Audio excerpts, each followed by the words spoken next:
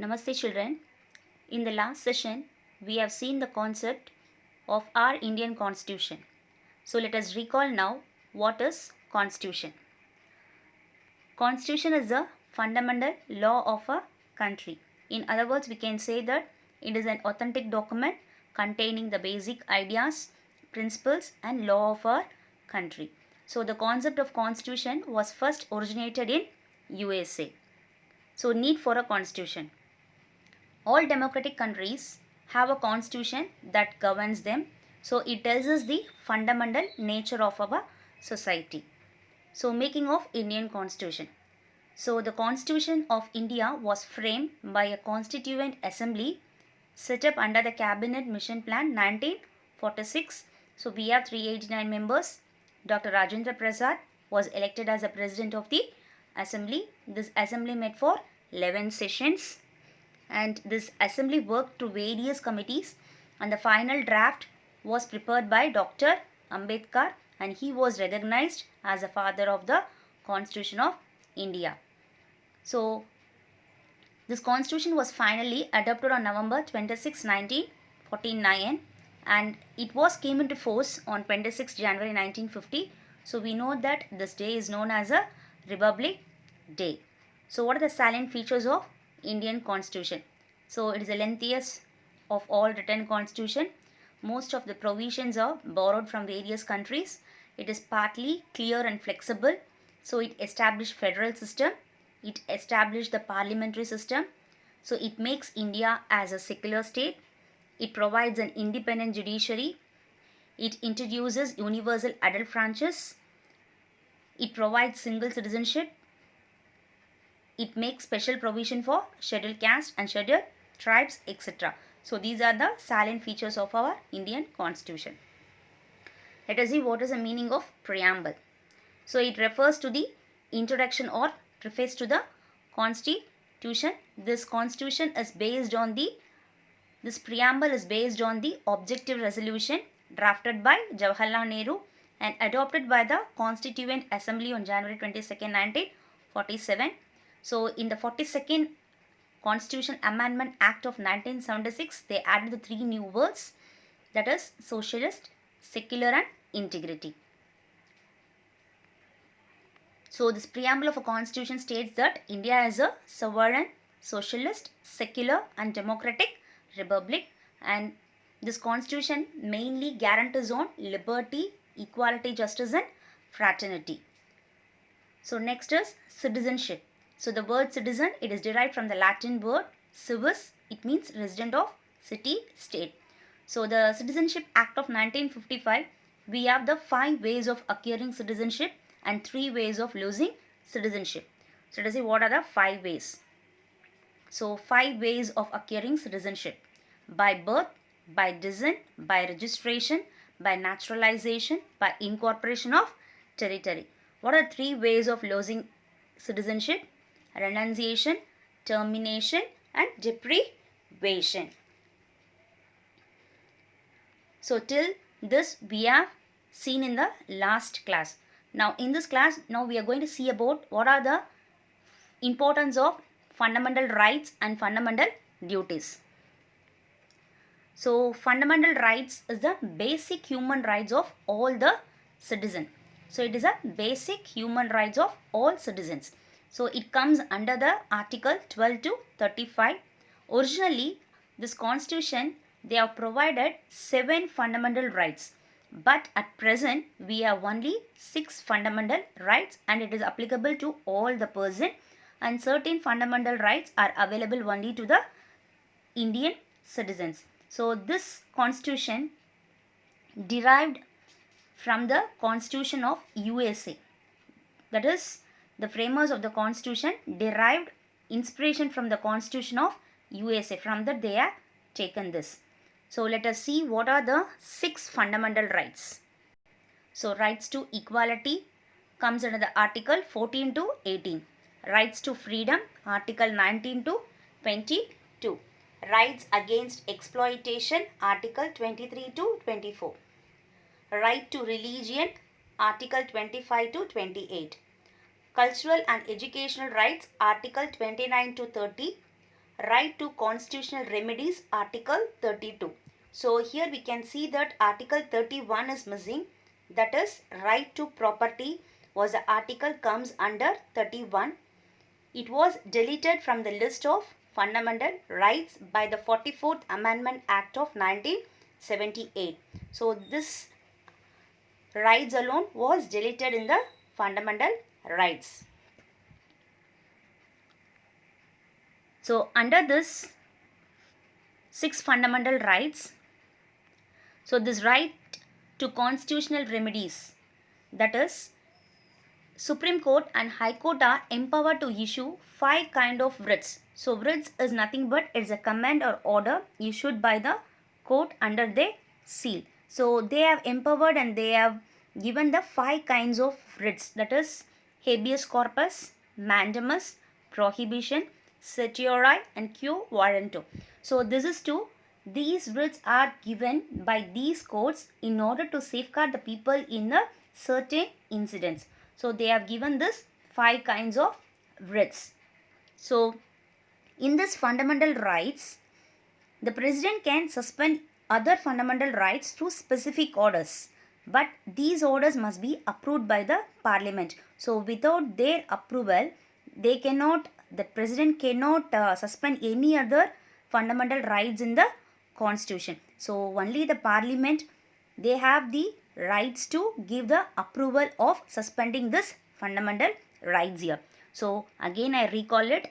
So we have seen what is fundamental rights, that is the basic human rights of all citizens, comes under the article 12 to 35. Originally we have 7 fundamental rights. At present we have 6 fundamental rights. So which fundamental rights was deleted? That is right to property was deleted from the list of fundamental rights by the 44th Amendment Act of 1978. So under the right to constitutional remedies, both Supreme Court and High Court are empowered to issue the 5 kinds of writs, that is habeas corpus, mandamus, prohibition, certiorari and quo warranto. Here we can say that Supreme Court has called as the guardian of the constitution. And according to Ambedkar, he also said that article this 32, that is right to constitutional remedies, is the heart and soul of the constitution here. So who can have the powers to approve all this or suspend all this fundamental rights? Only with the help of the parliament, they will give the approval to suspend all these fundamental rights. So president, then only he can suspend the fundamental rights here. This point also you have to note down. So next we are going to see about directive principles of state policy. So it comes under the article 36 to 51. So directive principles of state policy is nothing but in that policy they'll give certain guidelines to be followed while the government frame laws. So here the government's duty is to apply these principles while making laws, but it is not an enforceable by any court by law. So their aim is to promote the social welfare of the people. That is the main aim for this directive principles of state policy. Now we'll see what are the difference between the fundamental rights and directive principles of state policy. So it is derived from the Constitution of USA. So it is a model of the Constitution of Ireland.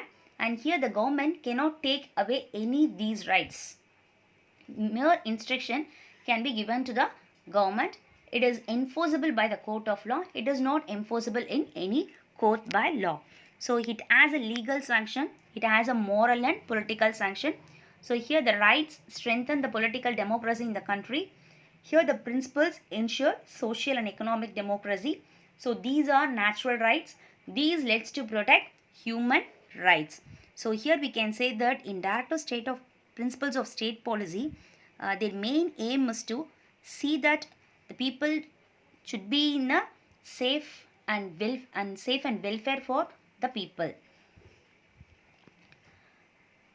So next we'll see what is fundamental duties. So in the 42nd Amendment Act of 1976, they added some responsibilities of citizens to our constitution called the fundamental duties. So this fundamental duty is inspired by the constitution of former USSR, that is Russian constitution. So Article 51A, it specified a code of 10 fundamental duties of a citizen. So in this fundamental duties, we have a 10 code of fundamental duties of the citizen. So let us list out the 10 fundamental duties now. So we have to respect the national flag and national anthem, and we have to follow the noble ideals which inspire the national struggle for freedom, to uphold and protect the sovereignty, unity and integrity of India, so to defend the country and render national service when called upon to do so, to promote the harmony and spirit of common brotherhood among all the people of India, and we have to preserve the rich heritage of our composite culture, to protect and improve our natural environment like forest, lake, rivers, wildlife, and we have to show compassion to the living creatures, to develop scientific temper and humanism and the spirit of inquiry and reform. We have to safeguard the public property and to abjure the violence. We have to strive towards excellence in all spheres of individual and collective activity, so that our country, our nation will rise to the higher level of endeavors and the achievements. So far we have seen 10 fundamental rights. At last, to provide opportunity for education to his child or ward between the age of 6 and 14 years. So this is the 11th fundamental rights, comes under the 86th Constitution Amendment Act of 2002. They have introduced this 11th fundamental duty under 51A article. So in that, all the citizens of India or parents shall provide the opportunity for education to their children between the age of 6 to 14. So this is the 11th fundamental duties of the Constitution. So next we are going to see about what are the relationship between center and state. So we know that the Constitution of India as being federal and state, it divides all the powers between the center and the state. So it comes under the three heads: legislative relations, administrative relations, financial relations. So we have the three kinds of relations here. So first one is a legislative relations. Here we can say that the Union Parliament, they have the power to legislate. That is, they have the power to make or frame the laws either for a whole or any part of the territory. In the 7th schedule of the Constitution, they have the three lists. One is Union list, second one state list, third one is a concurrent list. So in Union list we have 97, but at present we have 100. State list, they have given 66 items, but at present we have 61. So concurrent list, they have 47 items, but now they have 52 items respectively. That is, from the state list, they have transferred the 5 subjects to the concurrent list. When you go for union list, we have n number of subjects are given in the union list. While go for state list, again we have n number of subjects and also same in the concurrent list. So next we are going to see about administrative relations. So administrative power of a state extends only to its own territory and with respect to which has a legislative competence. That is, the union has exclusive executive power to make laws, and also they can have the power to put any kind of agreement and everything. So administrative in sense, they have to be see and go through in their own territory alone. That is administrative relations. Next is the financial relations. So it comes under the article 268 to 293. In that we can see that the center and state are empowered to impose various kinds of taxes, but certain taxes are collected by the center and it was divided between the center and the state based on the recommendation given by the Finance Commission, and it was appointed by the President under the article 280 of the Constitution. So these are the three relations between center and the state. One is legislative relation, second one is administrative relation, and third one is a financial relations. Next we are going to see about what is official language.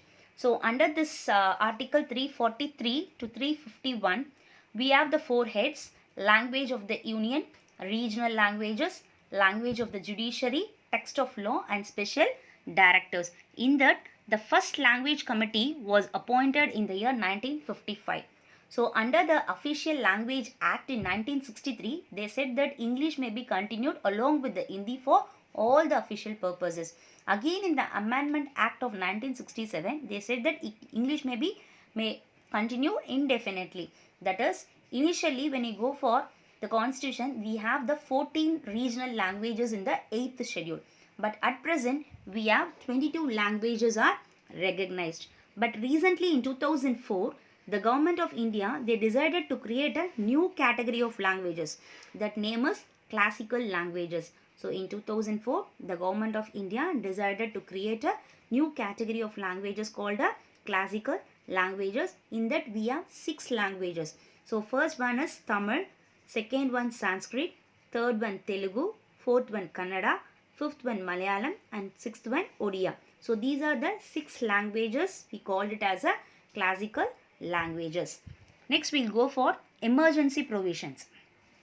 So emergency in sense, central government has been vested with extraordinary powers to deal with the conditions of emergencies. So they have said that we have the 3 types of emergencies in the constitution. First one is a national emergency, second one is a state emergency, third one is a financial emergency. So what is national emergency? That is in the article 352, national emergency can declare that, who can declare? President can declare. So if they find that India's security is threatened due to war or any other external aggression, the president can declare a national emergency. There will be an external emergency and internal emergency too. Second one is a state emergency. State emergency is that the president can declare this emergency if the governor reports that the particular situation was under which the government of the state cannot be carried on with the provisions of the constitution. Such an announcement was that the state legislature is suspended and the state is governed by the governor on behalf of the president. So if the governor gave the report that particular state or thing was not going in a proper way, then the president has the rights to suspend that particular state government, and then the governor can govern by the particular state on behalf of the president. That is state emergency. Next is a financial emergency. So this financial emergency is when the president can declare this emergency if he feel that particular financial stability or credit of the India or any parts of India are in a danger. This type of emergency can be declared that, and he can reduce the person in any type of job, that is even Supreme Court or High Court or whatever it is, they can be reduced by an order of the president. President has the rights to order it, can be reduced by an order of the president. This type of emergency has not been declared in India so far too. So next is the amendment of the constitution. So the term amendment denotes change, improvement and modification. So already I said amendment is a minor changes we can, if we want, we can change in the constitution. Next, procedure of amendment.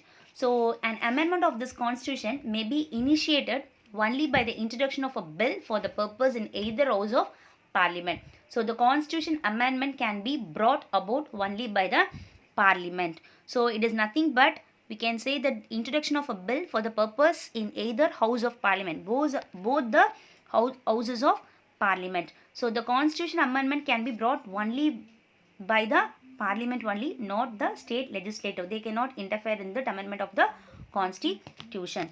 Next one is the types of amendment. So we have the 3 ways of amendments. One is amendment of simple majority of the parliament, amendment of special majority of the parliament, amendment by special majority of the parliament, and the ratification of half of the state legislature. That is, each and every house, both the houses, that is Rajya Sabha or Lok Sabha, there should be the 50% of people. There should be a total membership of each houses, and majority of 2/3 of the members are in the each house has to be present and they have to vote whether this constitution can be amended or not. They'll discuss, and then only it comes under the president. Then only in the parliament it will come, and then only the president will give the order whether it can be continued or not. That is the thing. So 42nd Amendment Act of the Constitution is known as a mini constitution. At last we are going to end this lesson. So next is a Constitutional Reform Commission. That is the National Commissions to review the working of the Constitution was set up by the resolution of the Government of India in the 2000 year. So in April 2000, there are 3-member commission headed by the former Chief Justice of India, that is M.M. Panchi, was set up by then government to take a fresh look at the relative roles and responsibilities of various levels of government and their interrelations. So they'll check out whether these government are running in a correct and proper way, whether they are following their roles and responsibilities in a correct manner. So let us recall or recap now. So the concept of constitution was first originated in USA. So it was framed by the Constituent Assembly, and the preamble of the constitution states that India is a sovereign, socialist, secular, democratic republic. The word citizen, derived from the Latin term civis, means resident of a city-state. So according to Ambedkar, Article 32 is the heart and soul of the whole constitution. So Article 51A specified a code of 10 fundamental rights of the citizens. At present, the constitution recognized 22 regional languages. In 2004, the Government of India decided to create new category of languages called as classical languages. Article 368 of the Constitution in Part 20 deals with the power of Parliament to amend the Constitution and its procedure.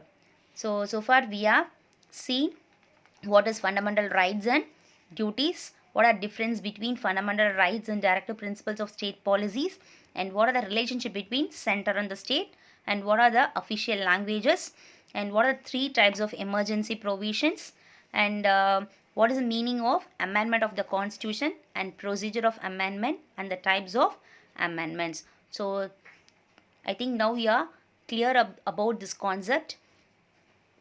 So thank you.